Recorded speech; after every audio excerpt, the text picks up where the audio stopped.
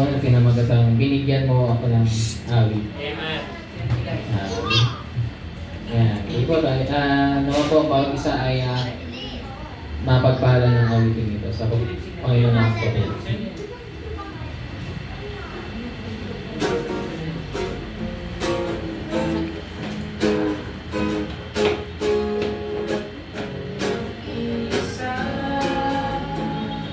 Buhay ko'y magulo, walang umaalalay, walang gumagabay, hirap at suliranin ang laging hadlang.